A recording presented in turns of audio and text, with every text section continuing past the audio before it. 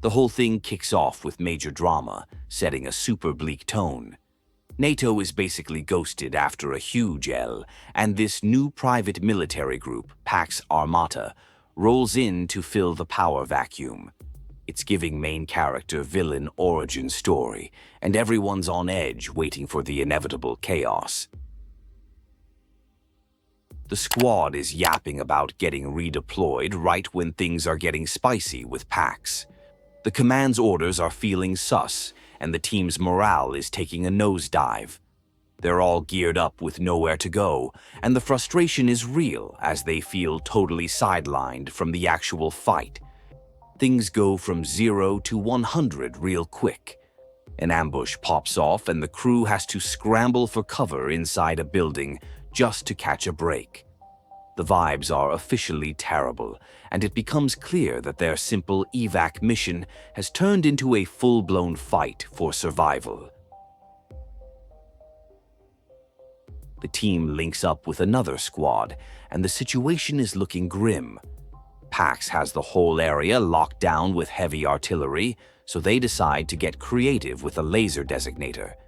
It's time for some high-tech reverse action, trying to even the odds from a serious disadvantage. After seeing Pax roll up with actual jets, the team realizes they can't save the servers. The new plan? Go full Scorched Earth and blow them up so Pax can't get the NATO intel. It's a huge, risky play that will either make them heroes or get them completely wiped. Sneaking through the server facility, the mood is super tense. They find out Pax got the drop on the crew that was already there, which is a massive red flag. It's clear Pax isn't just some random group. They're organized, ruthless, and way ahead of the game, making the mission even sketchier.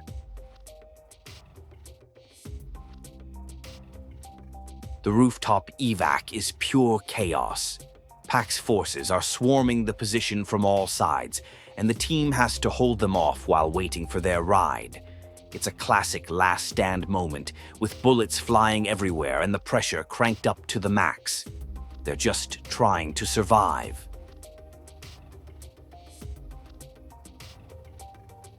The evac goes sideways and the helicopter gets hit, leaving the team in a legit nightmare scenario. Blake is injured and they are completely surrounded with no escape. The dialogue gets super real and emotional as they accept that this might be the end of the line for them.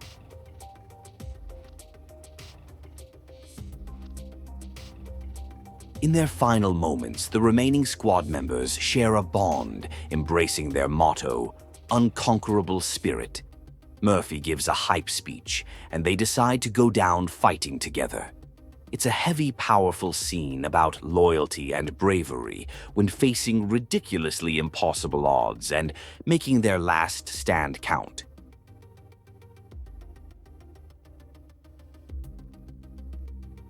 A year later, the world is still a mess because of Pax's initial attack.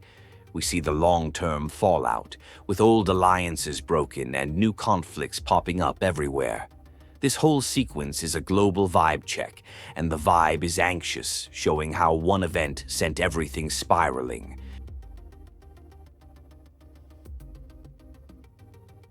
A survivor of the Georgia incident, presumably Murphy, gets a surprise visit from a mysterious contact named Mills. This character drops some seriously cryptic intel, warning that Pax is coming for him specifically. It's a plot twist that confirms the whole thing was deeper than just a random attack. The new mission is set. Take back Gibraltar from Pax Armata. It's a legendary spot, and letting a PMC hold it is not the move.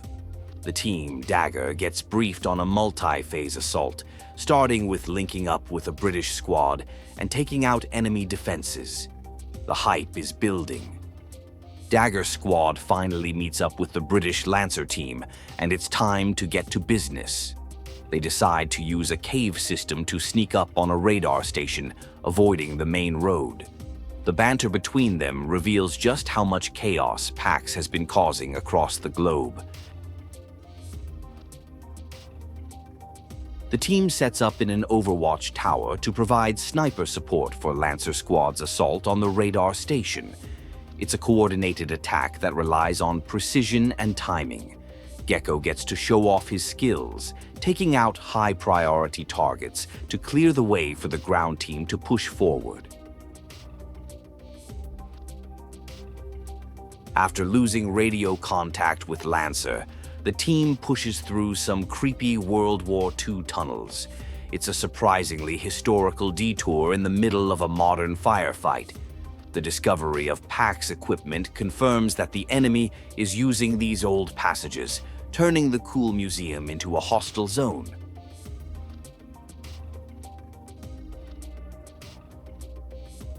Dagger and Lancer squads coordinate their next big move against Pax's anti-air defenses. This is the key to letting the main assault force land on Gibraltar. It's a huge moment in the operation, and everyone knows that if they can pull this off, they can turn the tide of the fight.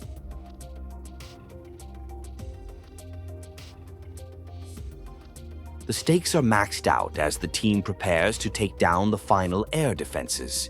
Command is literally waiting for their signal to launch the full-scale invasion. There's no room for error, and the pressure is on Dagger to clear the skies. This is the make-or-break moment for the entire operation. With the anti-air guns destroyed, the sky is finally clear for the Allied invasion force. The team gets a new handler, Hemlock, who directs them to their next objective in Old Town. Just then, their ship, the Macon, comes under attack, forcing them into a chaotic and immediate deployment. The beach landing at Gibraltar is a total meat grinder. The team finds a lone, traumatized survivor from the first wave who describes the scene as a shooting gallery. It's a brutal reality check that highlights just how entrenched and prepared the Pax forces really are, turning the shore into a death trap.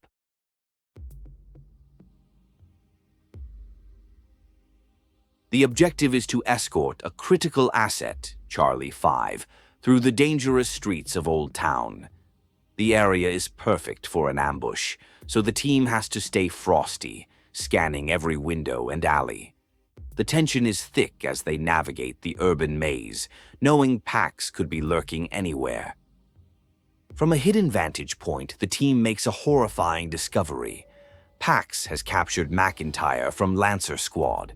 Before they can even process it, he's executed in the square below. The mission instantly becomes personal, and the vibe shifts from tactical to straight-up revenge, fueling their determination to push forward.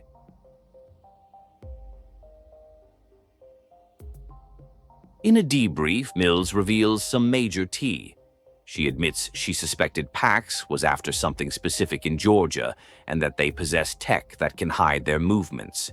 This explains how they've been so successful. She then assigns the team a new mission in Cairo to get more intel. The team arrives in Cairo, and the city is a certified tinderbox on the verge of exploding. They link up with a local operator, Al-Khatim, who explains how Pax has basically taken over the Egyptian army. The mission is to find an asset named Salim, who has dirt on Pax.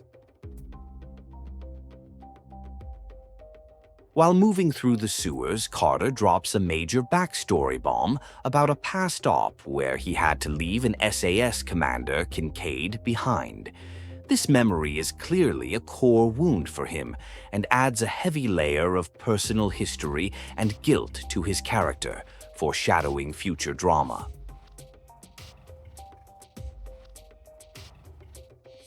As they prep to infiltrate Salim's palace, Mills chimes in on the comms, adding a layer of sus energy to the mission.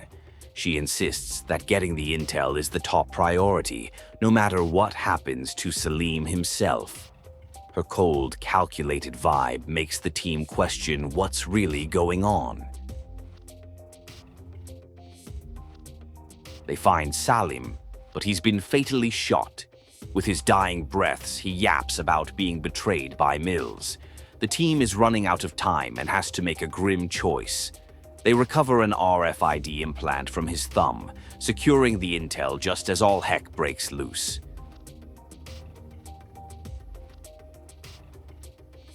With the intel secured, the team learns the hard way that their asset, Salim, didn't make it. Hemlock confirms on the comms that only the intel matters, which is a pretty cold take. This moment reinforces the ruthless nature of their work, where human lives are just secondary to the mission objectives. The exfil goes completely off the rails. After a near-fatal shot, Lopez is saved by his body armor, but is still shaken. The team's ride is delayed, forcing them to find cover and fight their way through waves of enemies. The whole escape is turning into one disaster after another. In a tense debrief, the team confronts Mills about holding back intel. They learn the thumb drive confirmed Kincaid, the SAS operator Carter left behind, is now working with Pax. The tech they stole from Georgia, Project Velas, is how they've been hiding their movements. The plot just got way thicker. The next hotspot is New York City, where a NATO summit is happening right on Pax's doorstep. The team is rolling in to crash a Pax cell run by Kincaid himself. It's a bold and high-stakes move, bringing the fight to American soil and directly challenging this new global threat. The team finds Kincaid's war room, and the truth is way worse than they thought. Kincaid isn't just planning a small attack. He's going to use a U.S. warship, the Artemis, to launch missiles at New York City itself. It's a 900 IQ evil plan to cause maximum chaos. Carter gets on a call with Kincaid, and it's a super tense reunion. Kincaid is on a full-blown villain monologue, yapping about how the US is a destructive empire. He's completely gone off the deep end, and it's clear this confrontation is deeply personal for both of them. The team discovers Kincaid is moving the missile transmitters on a subway train. This turns the mission into a high-speed chase through underground tunnels. They hop in an armored vehicle and go full send, trying to catch the train before it gets away, and Kincaid can launch his attack. The plan shifts to a ridiculously daring move, using an airstrike to derail the train. With NSF unable to secure the warship in time, this is their only shot. Carter and the team know that bringing this level of destruction to Brooklyn is wild, but it's the only way to stop Kincaid. After boarding the derailed train, the team splits up to find the transmitters. Murphy guides Carter through disarming the system, but it's not enough. In a last-ditch effort, Carter just starts smashing the console to bits, hoping to break the connection and stop the missile launch for good. Though they stopped a full salvo, some missiles still hit Brooklyn. Carter is injured but alive. He realizes Kincaid's real target wasn't just the city, but President Fernandez, who is being moved to a safe house. The mission immediately pivots to a desperate race to protect the president. The team finds the presidential motorcade completely wrecked. It's clear Pax knew exactly where to ambush them. With the Secret Service team wiped out or pinned down, Dagger Squad has to push through the chaos to find and secure President Fernandez before Kincaid's forces can get to him.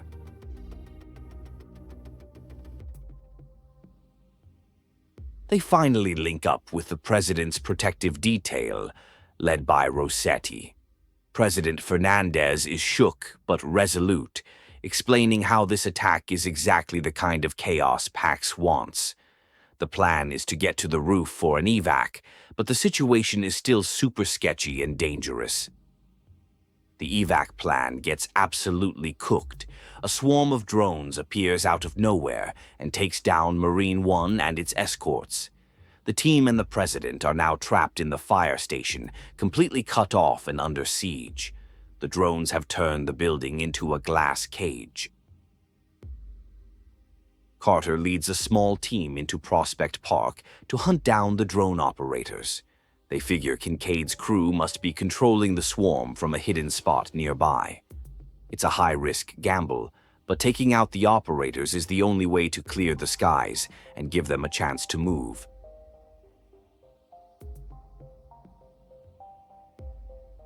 After finding the drone gear under an arch, they rig it with C4 and blow it sky high, finally stopping the swarm. With the drone threat neutralized, they now have a narrow window to get the president, codenamed Everest, out of the fire station and to a new extraction point. While escaping through the subway, the crew barely survives a building collapsing on top of them, a parting gift from Kincaid. They realize he's the one driving a tank through Brooklyn. The absurdity and scale of the fight has reached a new peak, and now they're stuck in the dark tunnels. Emerging from the subway, the team sees that Pax has launched a full-scale assault on the forward operating base at Fulton Ferry.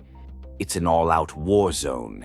They have to fight their way through heavy armor and entrenched troops to get the president to his final evac point on the river. In a final dramatic confrontation at a carousel, Carter faces off against Kincaid. While the rest of the team gets the president to safety, Carter stays behind to end things once and for all.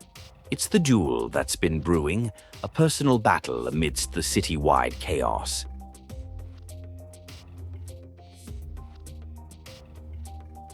The fight ends in tragedy. As Kincaid gets the upper hand on Carter, Murphy intervenes, but it's too late. Carter is fatally stabbed, but not before Kincaid is also taken down. Carter's sacrifice ensures the president's safety, but it's a devastating loss for the entire team, changing them forever. Murphy confronts Mills, who is revealed to be a total snake. She's got a Pax kill squad outside her house, proving she's playing both sides. She tries to spin a story about protecting the nation, but it's clear she's just cleaning up her own mess. The trust is completely shattered. With Pax's influence spreading, the world finally decides to clap back. A NATO global response force is formed, and we see allies in Egypt and Germany gearing up for a massive coordinated strike. It's the start of a full-blown world war against Pax, with our team right at the center. During a massive convoy battle in Egypt, Al-Khatim's forces suffer a major setback when one of their helicopters gets shot down. The mission instantly shifts from a large-scale assault to a desperate rescue op. They have to push into the city on foot to save the survivors before Pax closes in. The story jumps to Tajikistan, where the team is now being led by Murphy. Their mission is to take down a network of SAM sites protecting Pax's main headquarters. Hemlock, the sketchy specialized skills officer, joins them on the ground, adding a layer of tension and mistrust to the already dangerous op.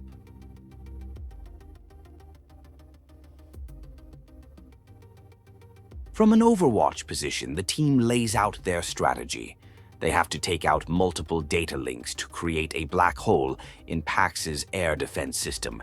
It's a complex plan that requires hitting several heavily guarded locations, all while dealing with enemy reinforcements. The ultimate raid is about to begin.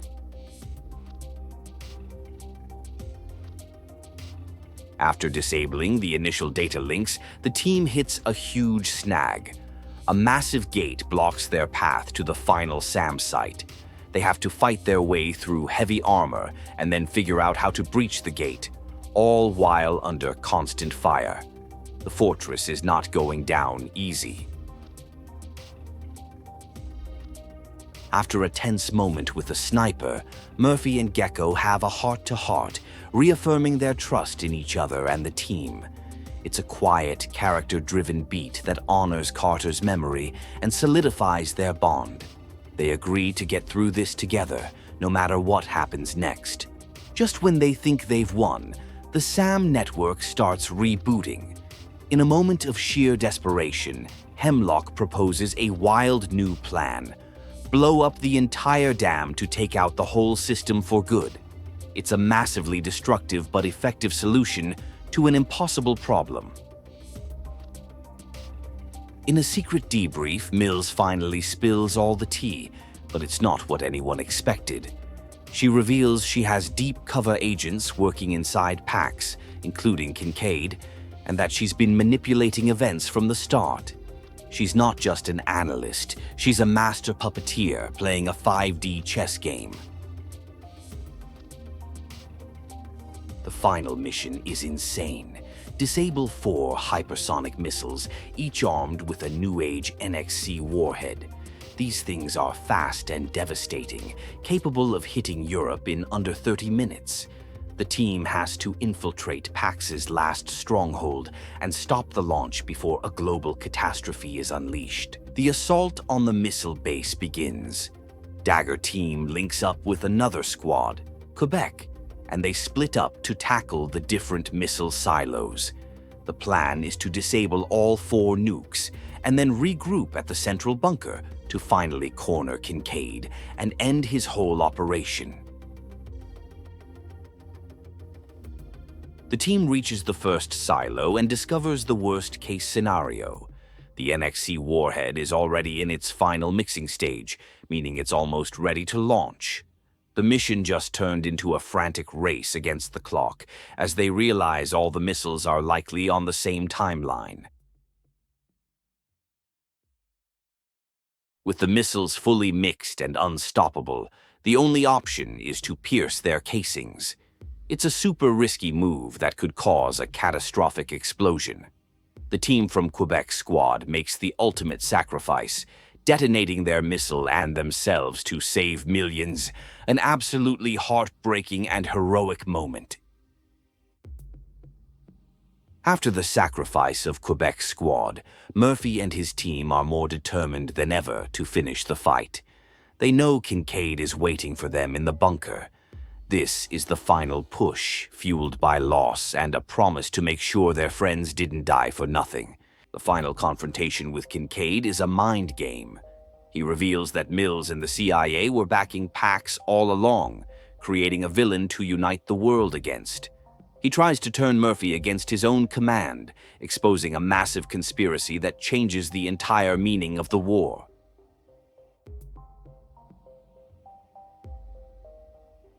Mills gets on the comms and orders Murphy to eliminate Kincaid, confirming his story. She calls it a patriotic duty, a necessary evil to tie up a loose end. This forces Murphy into an impossible choice: follow a corrupt order or trust the villain who just tried to end the world. As Kincaid is taken down by Hemlock, Mills betrays the team, calling in an airstrike to bury them and her secrets forever. The team realizes they were just pawns in her game. Their only option is a mad dash to escape the collapsing bunker before the bombs turn them into collateral damage. In the final scene, the surviving members of Dagger have captured Mills. She admits the CIA and other powers created Pax because the country thrives on having a common enemy. She presents herself as a necessary evil, leaving the team with a choice: execute her for her crimes or let her go. The moral dilemma is heavy. Letting Mills live means she continues her shadow war, but executing her goes against their code. The final decision is left ambiguous, as Murphy says he knows what he has to do. The story ends on a somber note, suggesting the storm is far from over.